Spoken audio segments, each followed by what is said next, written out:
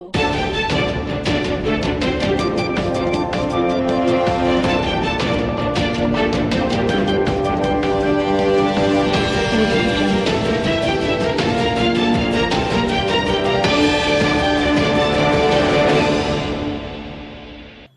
જિલ્લાના senior citizen council Visnagar દ્વારા દ્વિદશાબ્દી મહોત્સવની ભવ્ય ઉજવણી કરવામાં આવી હતી.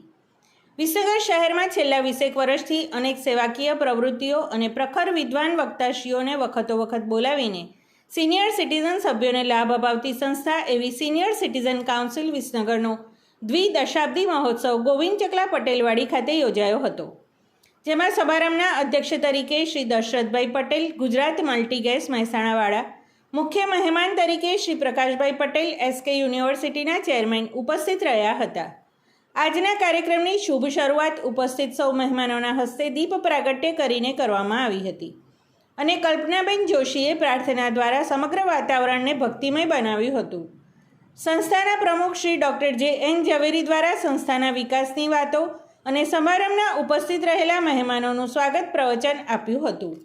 100 વ્યક્તિઓની વચ્ચે જે સંસ્થાનું ઉદ્ઘાટન થયું હતું, આજે લગભગ 500 થી 550 સભ્યોની હાજરીમાં દ્વિદશાબ્દી મહોત્સવ આપણે ઉજવી રહ્યા છીએ. એનો કેટલો આનંદ અમને તો છે, પણ છેલ્લે આ બધા ભાઈઓમાં છેલ્લે અમે નવા 24 સભ્યો લીધા. ગઈ વખત આપણી હાજરીમાં 50 સભ્યો લીધા હતા. એટલે એ રીતે આજે મને ખૂબ આનંદ થાય છે. સમારંભના અધ્યક્ષ શ્રી આદરણીય દશરથભાઈ, 1 મિનિટ દશરથભાઈ તો વિશે થોડું ભૂલી જાઉં. અમે લોકો પણ પિકનિક પર ગયેલા, પીરસ્યું હતું. આજે યાદ કરતા હમણાં યાદ કરાવ્યું, અમને ખૂબ આનંદ થયો. સમારોહના મુખ્ય મહેમાન આદરણીય પ્રકાશભાઈ, સમારોહના અતિથિ વિશેષ ભાવમાતા નથી આવ્યા છે, તેની ગ્રીન એમ્બેસેડર જીતુભાઈ. હવે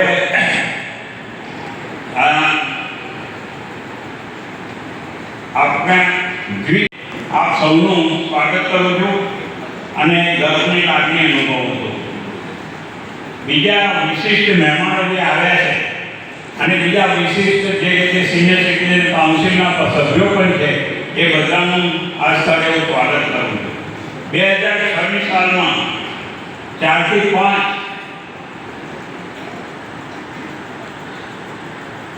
ભાઈઓ અમને મળવા આવ્યા મારે દવાખાનામાં.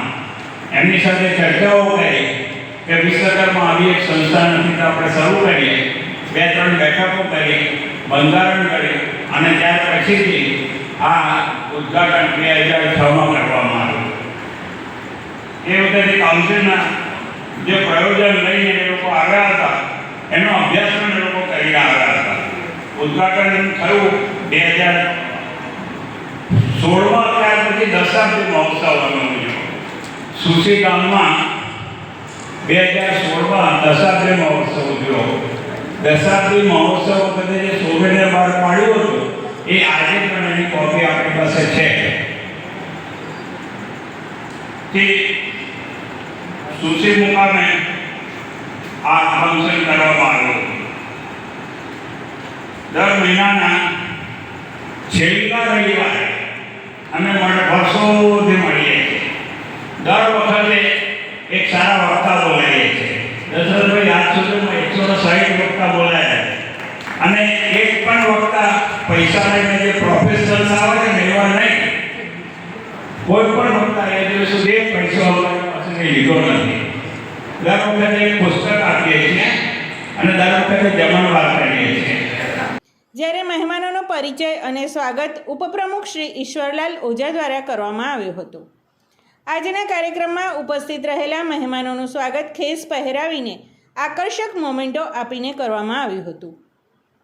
સંસ્થાનો અહેવાલ મંત્રી શ્રી રામભાઈ કે પટેલ દ્વારા રજૂ કરવામાં આવ્યો હતો અને સાથે સાથે વરિષ્ઠ વૈભવ ગ્રંથ વિશે પાઠ્યકથન કરી ઉપસ્થિત સૌ મહેમાનો તથા સંસ્થાના પ્રમુખ, મંત્રી, ઉપપ્રમુખ અને મહામંત્રી નાથાલાલ પટેલના હસ્તે કરવામાં આવ્યું હતું.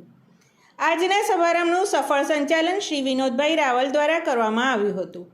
સિનિયર સિટીઝન કાઉન્સિલના જે વડીલોએ 90 વર્ષની જીવનયાત્રા સફળતાપૂર્વક પાર પાડી રહ્યા છે તેવા વડીલોને ઉપસ્થિત મહેમાનોના હસ્તે સન્માનપત્ર આપીને સન્માનિત કરવામાં આવ્યા હતા, જેમાં શ્રી હરિભાઈ હરગોવિંદાસ પટેલ, શ્રી સુરેશચંદ્ર શાંતિલાલ મણિયાર અને શ્રી સૈદાભાઈ ઈશ્વરલાસ પટેલનું સન્માન કરવામાં આવ્યું હતું.